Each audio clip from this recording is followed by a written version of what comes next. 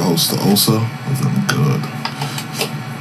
Alright, today I'm going to react to a video from Abba and Preach.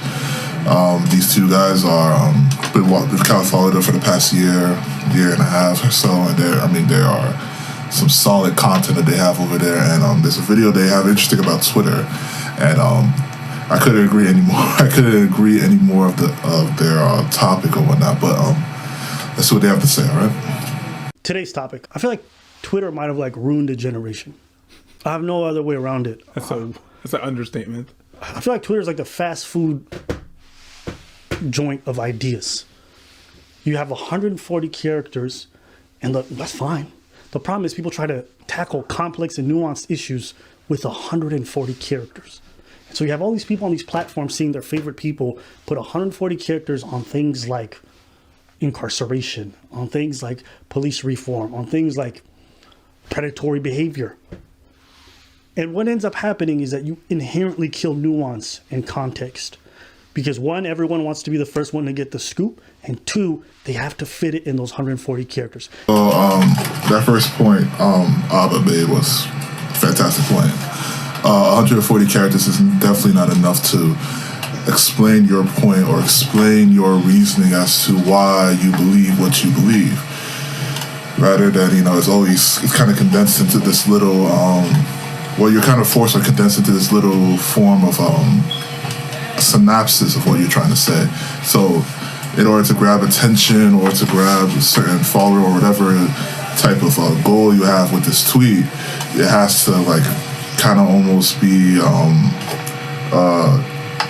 catchy almost, right? So how headlines are like clickbait, right? For example, so they'll put a headline on an article or on some post or whatnot. You end up clicking on it. Come to find out that the headline had nothing to do with the whole article to begin with. So that's kind of how Twitter is right now. It's been like that it's been like that recently. Like I said, the past 5-6 years, it's kind of been like that a little bit. Everyone's trying to get that viral tweet so that people can start following them. And now, logic's thrown out the window most of the time. And there's some examples I kind of want to share, but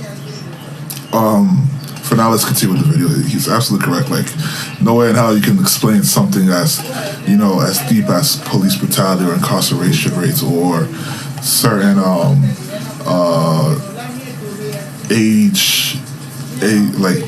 when is an appropriate time to date per se, right? In terms of age, right? So there's those topics like those are very, very deep.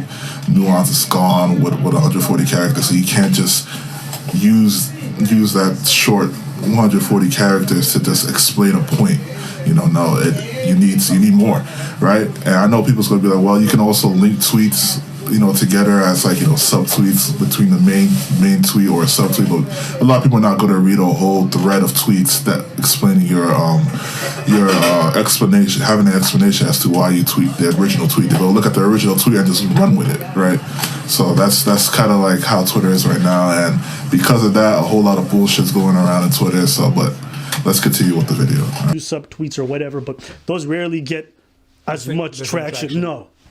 So you see the first tweet's kind of pop. And so now that everyone's reading in 140 characters, I've realized that people have started to think in 140 characters. If it takes too long, they move on to the next topic. And you see that with all these Twitter crusades, where they're on one person for a day, then they move on to the next person, then the next person, and it makes you realize that we, via social media, have killed the importance of facts, and we've killed the importance of context. You can't tackle a big problem in 140 characters. It's like trying to fuck an elephant with a micro Pinot. You know what I mean? It's not going to happen. Why would you want to have a Twitter account? Why would you want to do a Twitter crusade? I don't understand nothing. And what ends up happening is because the algorithm is set up a certain way, you end up hearing a lot of the same opinions that you want. And so in this bid to be super inclusive, people become very exclusive in the people that they talk to and they engage with, right? And they're like, oh, we want diversity. People sound super homogenous and there's no originality in their thought process. That's absolutely true. What ends up happening now is that because Twitter wants to keep people on the app, they'll start to become an echo chamber, right? So you're going to start seeing a lot of things that people that a lot of things that you as an individual might agree with, or the thoughts or certain philosophies that you agree with, you're going to start seeing it more and more and more as you continue to view certain types of tweets, right? So, for example, if you follow President Trump and what you follow are the people that tweet positive about him, right? People that speak highly of him, they talk to him, they give his praises or whatnot, and that's all you're seeing constantly, right? There's not necessarily anybody that's going to challenge that theory that Trump was not necessarily doing well. Trump was actually doing a pretty horrible job during his 4-year term, right? And this is not to say I was for or against Trump or on in any side whatsoever, right? I was pretty. This is not no political type of video, but that's kind of the examples. That's kind of like the example of like the echo chamber that Twitter kind of has. Or for another example, right? Say you like cookies. All you're seeing is cookies. There's nobody else is going to challenge you. To say, cookies are whack, or cookies are unhealthy or whatnot, right? All you're going to see is this cookies and people praising cookies, people eating cookies, people, recommending different types of cookies. Like that's all you're going to see. That's how it is. It starts to become an echo chamber, and people start to regurgitate the things that they say, and now everybody seems to sound the same over and over and over and over again, kind of creating some type of herd mentality. So unfortunately, that's what Twitter has come to. And if you get enough people to believe the same things over and over, now that starts to become factual. Like starts to become quote unquote factual, right? I'll give an example where I had I forgot what the topic was. It's probably something with dating, I'm not sure, but regardless, it was a certain topic, right? And I took a position where which was the unpopular position, right? The one that people not necessarily agreed with. There's somebody replied to me saying, well, I'm the one who has, who I was replying to, right? This is the person I was like kind of having a back and forth with a little bit. The person replies to me and says, I am right because such amount of people, right? She had like a big amount of likes because of whatever she said. I don't know which tweet, whatever the hell she said. She said, I have I have this amount of likes, so that means people agree with me, which means I should be right. Why are you thinking this way? I was like, and what does that have to do with anything? That does not have to do with anything. Just because you have 30 people agreeing with what you said doesn't mean you are right. Like you and 30-something people could be dumbasses all together because you guys agreed to that same dumbass theory, and that's exactly what it is. So because it became such a herd mentality aspect. The app became such a herd mentality thing that people are using the amount of likes to justify whatever the hell they're saying as quote unquote factual, where in reality it's just something that they are. It's just a little theory that got steam and they decided to run with it, right? So then again, completely true what he's saying, and it's funny too because you would think that people who are like you mentioned, inclusive, right? Some people that are like, let's try to bring everybody together, are actually the most exclusive people on Twitter. It's absolutely true. Like weird paradox that you constantly see, and I have a certain level of discomfort with it because people act so self-righteous, and then they go about this process of like condemning people, and they're like, yes, we believe in spectrums and all this stuff, but you know what? I saw one thing you did, so you're trash. What? How does that make sense? People are like, you're garbage. You're mad. What? Yo, they want you to believe in more gender identities than there are characters in a tweet. Listen, Abba. How, bro? Abba. Like, how do you reconcile those two existing things? That you will be like, oh, I believe in rehabilitation and blah, blah, blah, and like, let's get the prisoners out. And then at the same time, you're so quick to condemn human beings off of goddamn small instances that you don't even know the full context of. The thing that they fail to understand is that trash is a spectrum. Trash is a spectrum. Bro. Imagine, Abba, you said that in 1992. Yeah, well, I didn't meet him. Yeah, you're trash. And then you reply, no, I'm on the spectrum. Thank you. I'm on the spectrum of trash. Bro, the same mentality that these people have is the same mentality that it's been used to criminalize minority communities. And that's facts. That's completely facts. It's the same type of mentality that we are struggling with where there's groups of people, or again, not to really, I was trying not to give an example where, a political example, but sure, why not? The same type of mentality where we now have two parties. Why our government became a two-party system. It's the same type of thought process, right? Say one thing over and over again, have people agree to it, and have them become the echo chamber. Like, oh, this is what it is. This is what it is. This is what it is. Not everyone doesn't have any original thoughts. They take the thought process or the ideas from whoever started it to begin with, or whoever is at the top of the pyramid. So it's the same shit over and over and over again. No originality, nothing like that. It's the same reason about incarceration. Why people believe black people should be going to jail. Like you said before, it makes perfect sense. Why? Like people believe you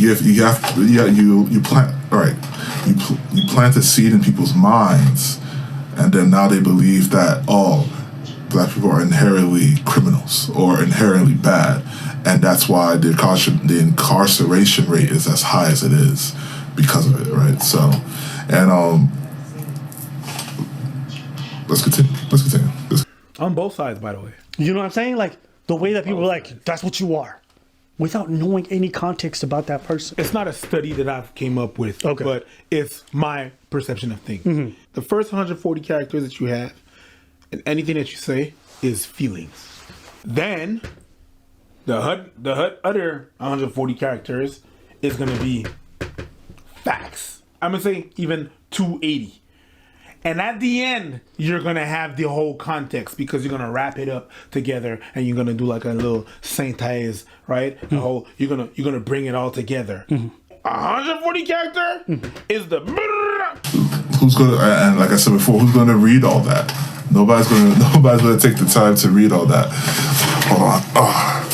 Nobody's going to take the time to read the entire thread. Like, everyone's attention spans are so short to that 140 characters that, whatever you say first, that's what they're going to run with, instead of really reading that whole entire thread and actually seeing the whole thought process behind what said person is saying, right? So I'll continue a little bit, and then I'll actually give you a couple examples of why Twitter is fucking horrible, but let's continue. Celebrities go and then remove them. Yeah. Well, it's already out there. We've seen it. No. Once we've seen that egregious shit, we click. No, we've seen it. Yep.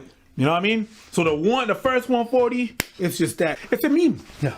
But the thing with memes is jokes, right? And sometimes it's more complex, but it's really still at the level of jokes. It's like if I try to make a meme that is indicative of the situation in Palestine. Mm-hmm. I'm only going to scratch the surface.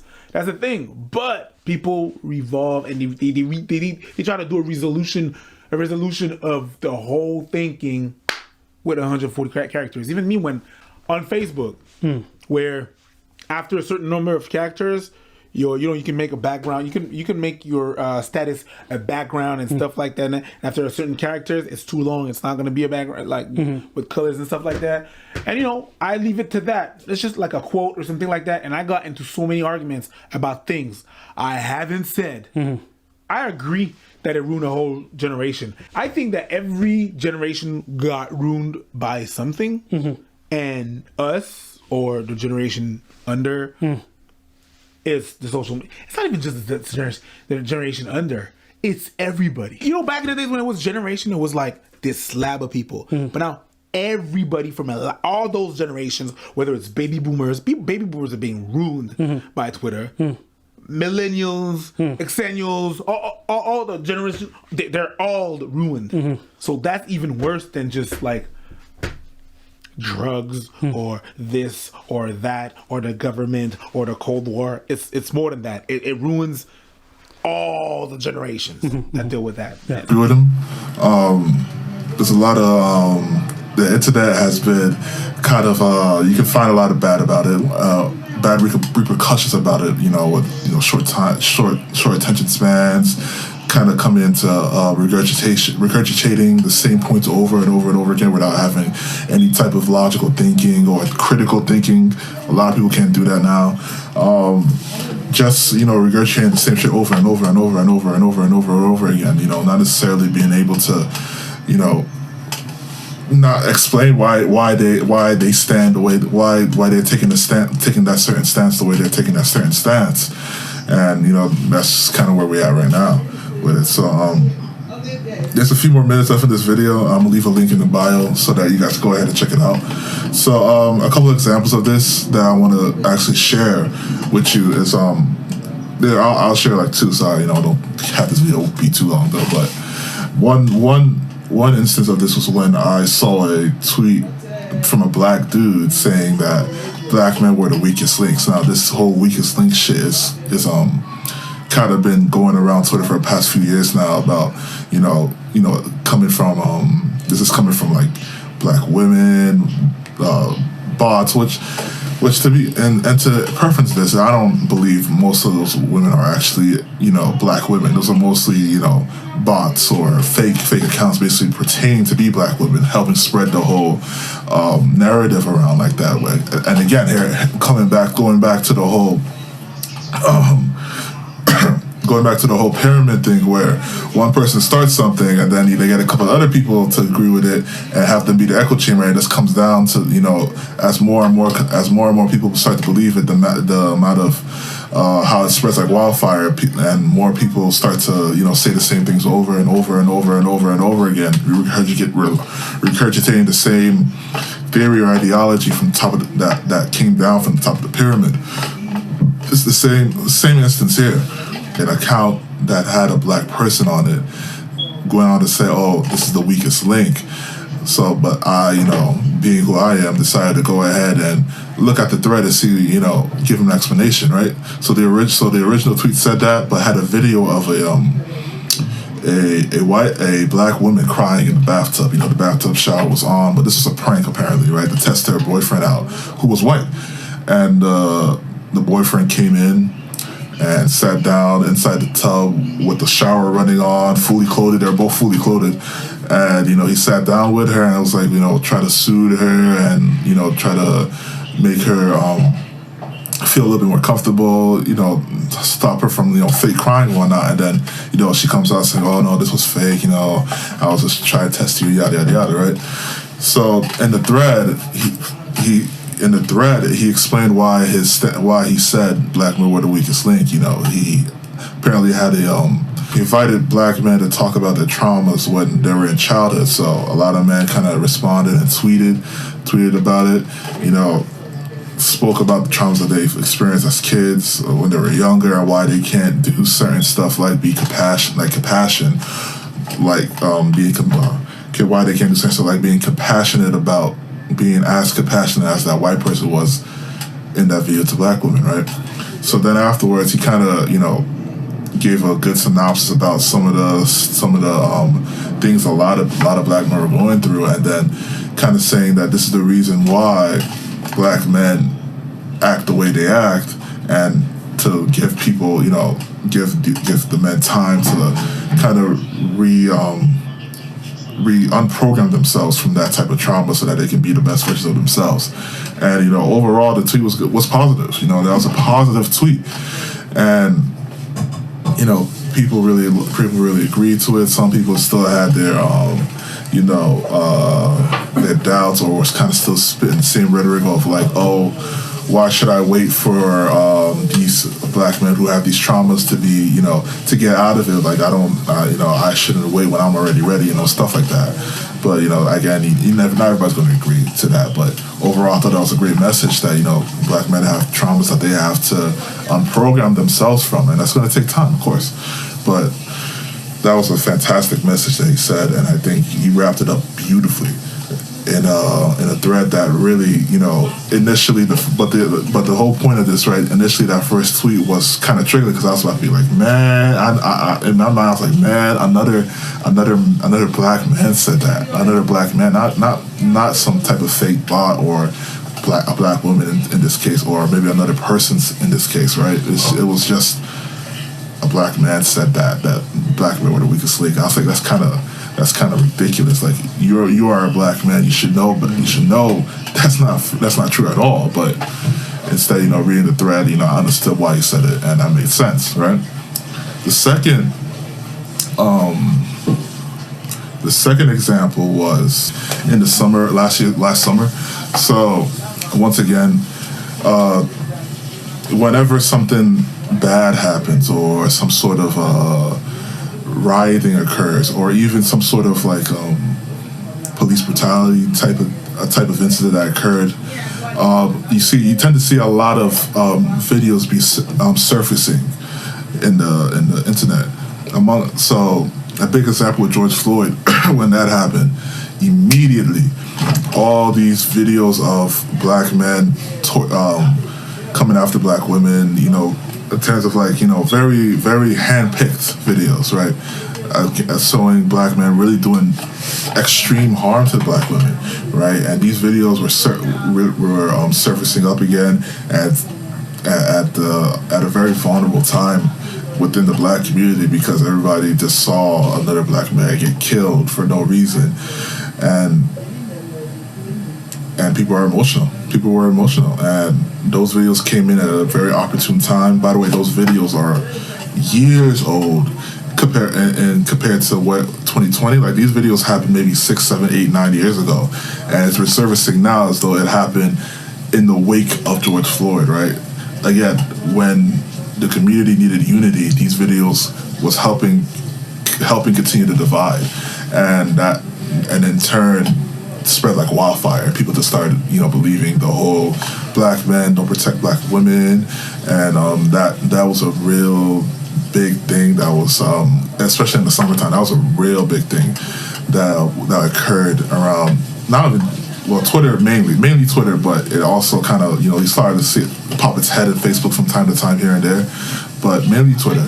And, you had art, you had even music artists like calling out like a female artist calling out a male artist, saying he's not doing enough for the community. I don't even I didn't understand that at all. And, just people just, really just, everyone was high on emotion, but like, you just saw the divide between black men and black women, right? Let's just say what it is. So you just saw the divide between black men and black women just, blatantly there, and it was just as easy as resurfacing old videos to kind of justify, to kind of like, rile up just to rile up an emotion to rile up an emotion of hate and push that towards their counterparts. And that was happening both sides, not just black women to black men, black men to black women too. Like some people really were like, hey, let's try to, come together. And then, you got black women attacking black men, you got black men attacking black women, you got black women attacking other women who was trying to show unity. You had black men who was like, fuck all this. Like I'm not gonna even like deal with it, right?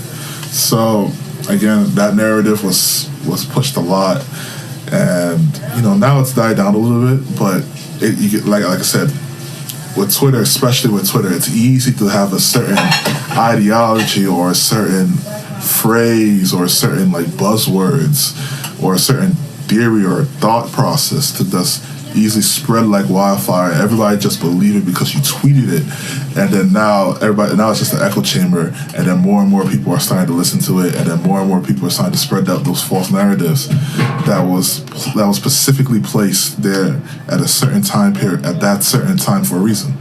So again, Twitter is horrid, and but after saying all that, as far as uncensored, I think Twitter has done a good job with it, right? Because you can't necessarily blame Twitter for doing it. It's the people, the individuals, right? And with individuals, if you understand how individuals are,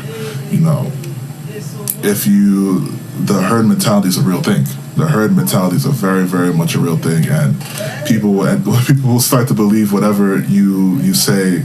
If you say it enough times, people will start to believe it, and that's unfortunate, right? Because of the lack of critical thinking, and the lack of processing and kind of understanding. Like I had to even tell a black girl who felt, hey, black men ain't doing anything. They're the weak. They don't protect us or anything like that. I had to tell you, like, is that true for the black men around you? Like, have you looked around? Have a black man, harmed a black woman in front of you? Like, just check around your surroundings, right? Twitter does not represent the world whatsoever. It's its own fantasy world, right? And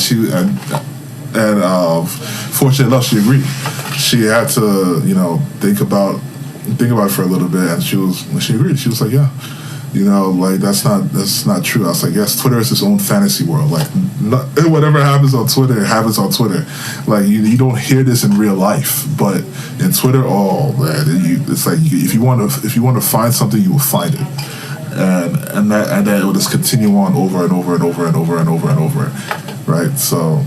But that's just how it is, honestly. So it's not necessarily Twitter's fault for being what it is. It's just the individuals who are on Twitter and have their own separate agendas, and thus spreading all whatever they have to spread around Twitter, and then you have what you have now today, a bunch of people just saying the same shit over and over again, right? That's just what it is. Again, thank you for watching. Subscribe to the channel for more content like this. I think we're dropping videos every Monday. We're dropping videos every Monday. And share the video as well. Comment on how you feel about Twitter. You think Twitter's still at fault for all the nonsense? You think Twitter should have more censorship, or have more of a criteria for who the members are within the platform? Or Twitter fine, and it's really, like I said, just the individuals who are on Twitter at the moment with their own agendas. All right. Again, subscribe to the channel. Hit the bell next to the subscribe button so that you get notified whenever I drop a video. And I'll catch you guys later. All right. Take care. Yo, I can do whatever if I put my mind to it. Dark times shine through it. Set my goals high, I climb to it. There is no ending, no finish line. Take a break for dinner time, then I dip the dime. Ayy, don't hit rewind, I don't live behind. I did live in fear.